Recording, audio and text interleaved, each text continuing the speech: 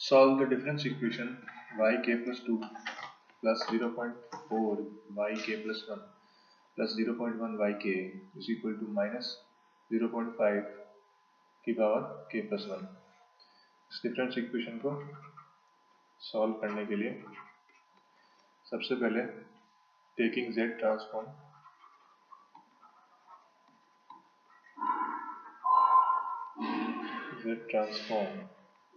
on both the sides.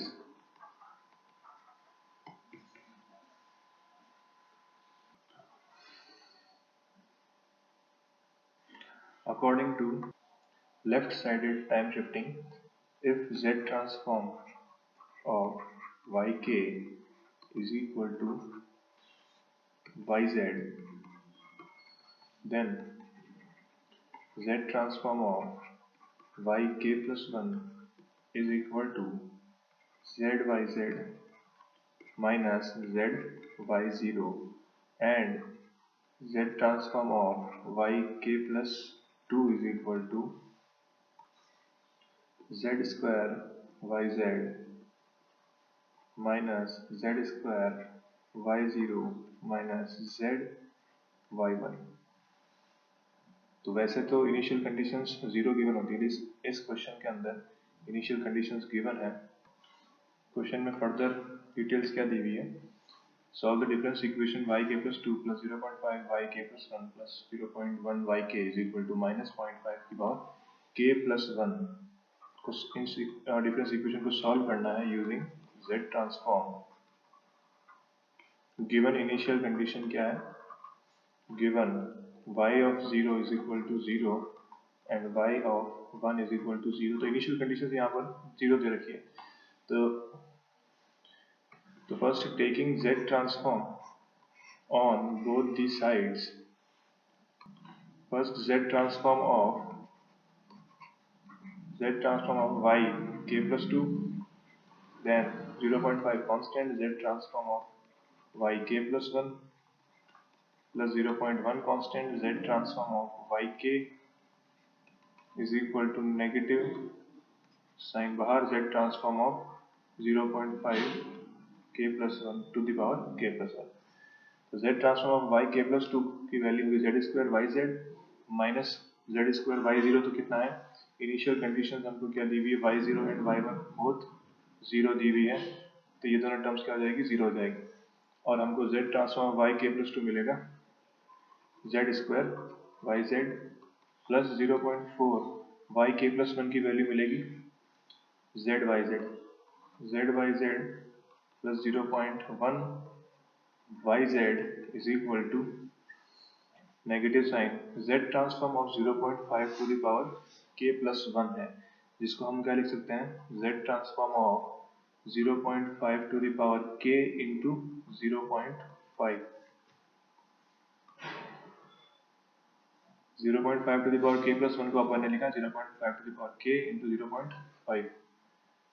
तो यहाँ से अपने पास अगर इनमें से अपन yz कॉमन निकाल लेता तो अंदर बचेगा z square plus 0.4z plus 0.1 is equal to minus 0.5 constant है, यहाँ से ये बाहर आ जाएगा z ट्रांसफॉर्म से, और अंदर बचेगा केवल z transform of 0.5 to the power k, जो कि z transform of a to the power n apply होगा यहाँ पे, z transform of a to the power n, या फिर इसको हम b to the power n, z transform of b to the power n की वैल्यू होती है z upon z minus b,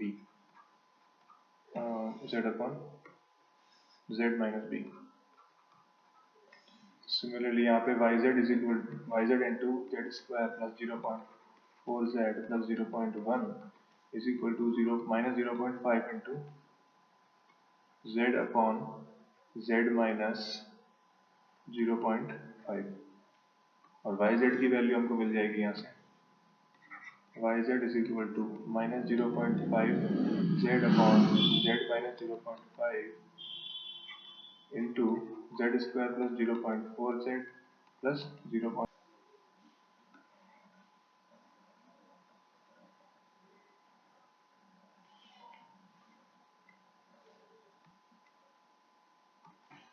complete question के स्क्रीनशॉट के लिए इसको जूम आउट कर देते हैं थोड़ा सा।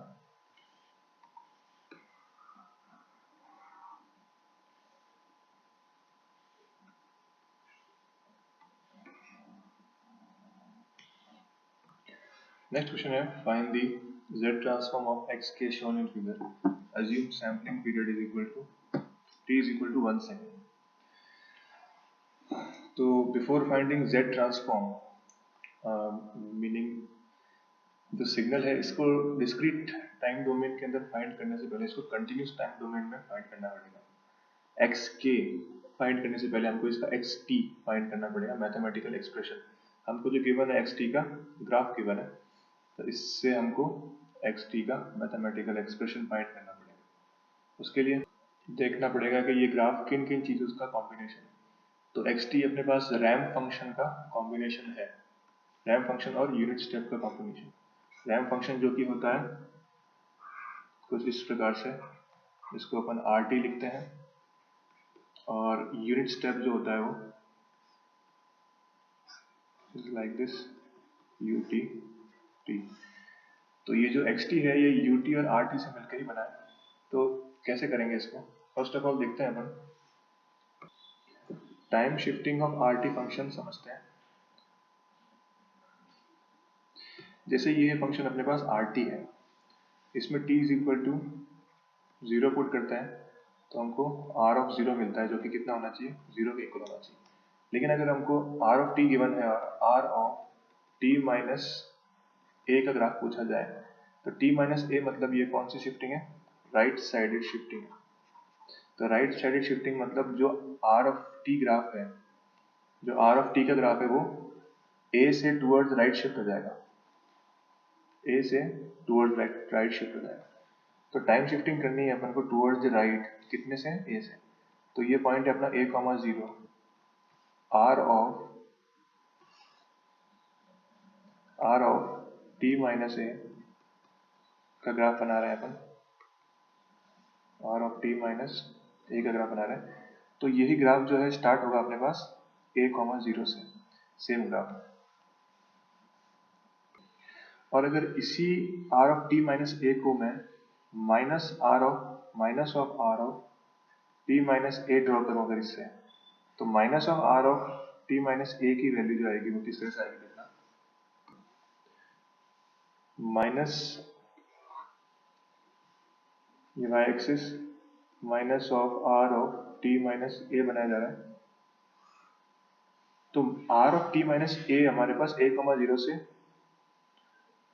इन दी फर्स्ट क्वाड्रेंट था, तो minus of r of t minus a fourth quadrant में होगा। जो वैल्यूज पहले पॉजिटिव मिल रही थी अपन को y एक्सिस पे, वही वैल्यूज जो है अपन को नेगेटिव मिलेगी। तो आप minus of r of t minus a की वैल्यू कुछ इस प्रकार होगी। तो यहाँ पे minus of r of t minus a समझना जरूरी इसलिए है क्योंकि अपन को ये जो x ऑफ t दिया हुआ है ये कंस्ट्रक्ट करना है। तो अब देखना अपने पास दो ग्राफ कंसिडर करना, एक तो फर्स्ट वाला ग्राफ है r ऑफ t और सेकंड ग्राफ कंसिडर करना r of t minus a। क्या होगा अगर मैं r ऑफ t में से r of t minus a minus करूँ, या फिर मैं ऐसे बोल सकता हूँ r ऑफ t में ऐड कर दूँ minus of r of t minus a। तो मैं इसी ग्राफ के अंदर r ऑफ t ड्रॉ कर देता हूँ ताकि थोड़ा सिंप्लीफाई हो सके। ये r of t blue colour में अपन ने इस तरह से ड्रॉ कर दिया, ठीक है। अब r of t plus minus of r of t minus a कर रहे हैं अपन, तो अपन r of t minus r of t minus a calculate कर रहे हैं। तो पहले r ऑफ 0 से a,0 के लिए तक तो r of t he exist कर रहा है, r of t minus exist नहीं कर रहा है। तो ओवरऑल वैल्यू भी क्या आएगी, किसके इक्वल आएगी, r ऑफ t के इक्वल आएगी। ओवरऑल वैल्यू जो है वो r ऑफ t के इक्वल ही आएगी। कहाँ तक, 0,0 से लेके a,0 तक। उसके बाद में क्या हो रहा है, उसके बाद में r ऑफ t में से r of t minus a minus yellow function करना है, ठीक है। तो ब्लू फंक्शन बेसिकली किन किन चीजों से बना है, जब ब्लू फंक्शन की बात करें, a,0 से आगे ब्लू फंक्शन जो है वो यूनिट स्टेप ut और rt से मिलके बना है। और उसमें से हम जो ये आर टी माइनस कर रहे हैं तो पीछे केवल यू टी बचेगा यहाँ पे। ए कॉमा जीरो के लिए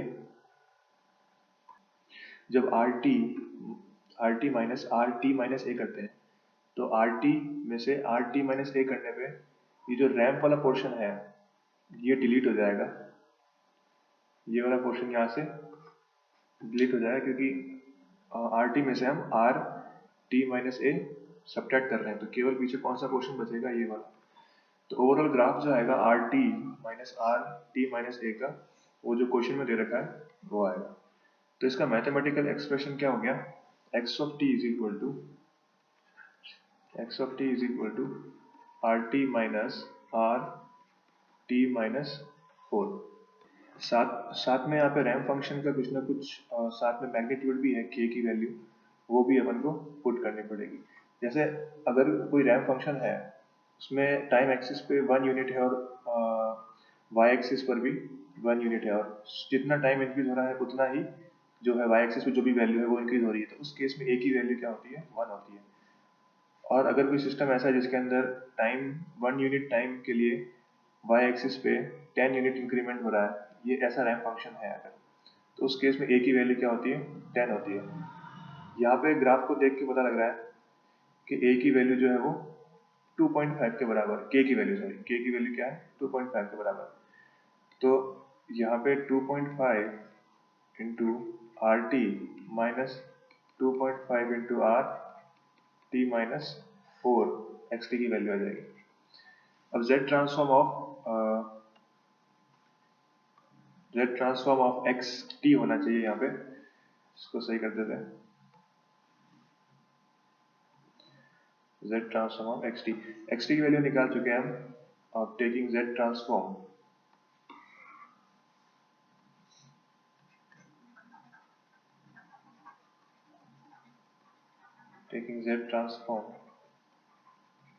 on both sides,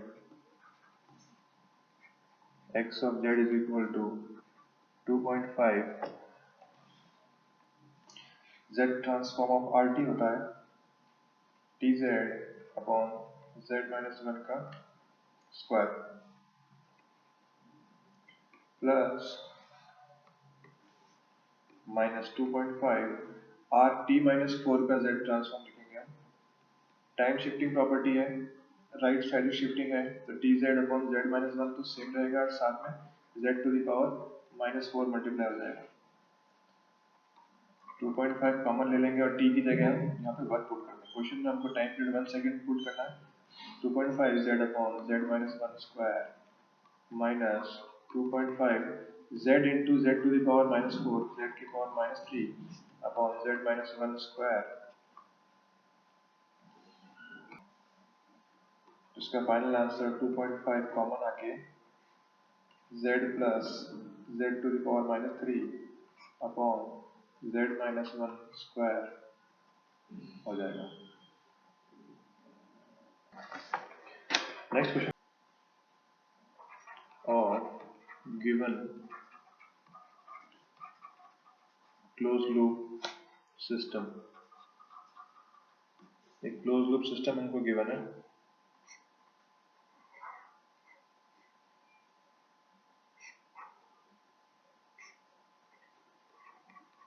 G1s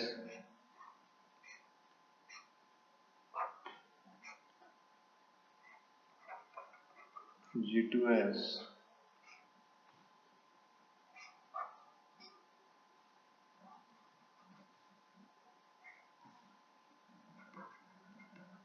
HS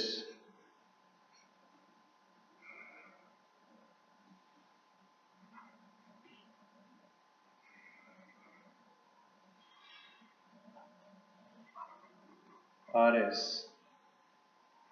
error ES sample होने के बाद में E स्टार S हो जाएगा। E star S multiplied by G1s will be E star G1 and E star, इस पॉइंट को अपन 1 बोल देते हैं, इसको 2 बोल देते हैं, इसको 3 बोल देते हैं, ठीक है। तो at point 1 E star as G1s, at point 2 E star as G1s sampled क्या मिलेगा E star as G1 star s,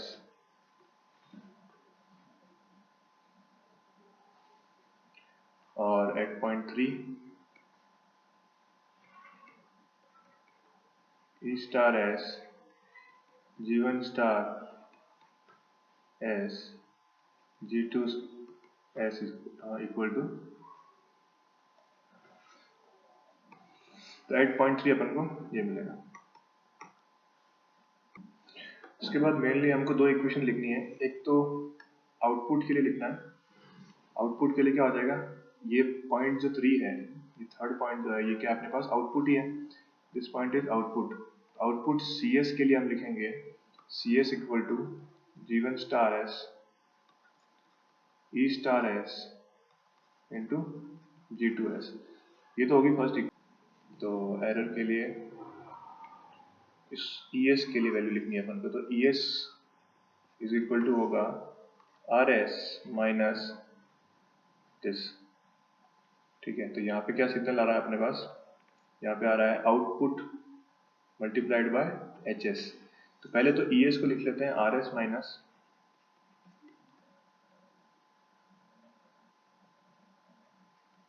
CSHS, RS minus CS multiplied by HS, और CS की वैल्यू अपने पास यहाँ से कॉपी कर देंगे।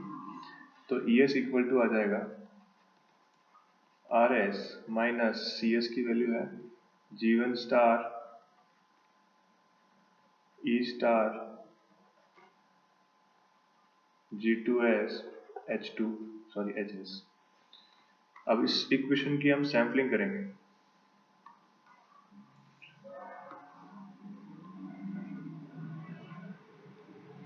सैम्पलिंग अबव इक्वेशन, सैम्पलिंग के रूल्स हमको याद रखना है।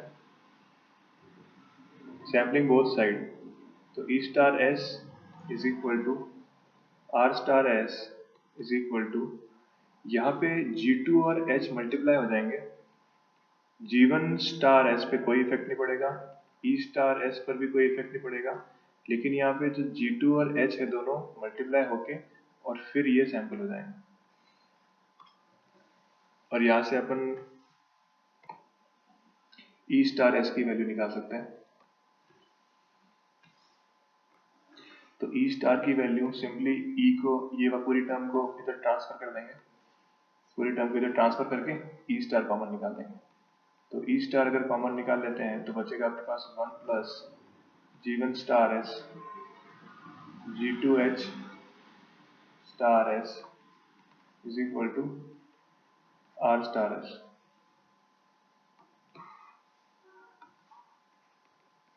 E star S is equal to R star S upon 1 plus G1 star S G2H bar star S।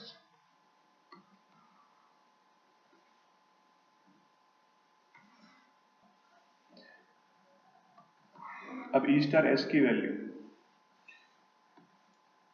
ये E स्टार S की वैल्यू यहाँ पे पुट कर दी जाएगी, जिससे होगा क्या कि CS equal to G1 star S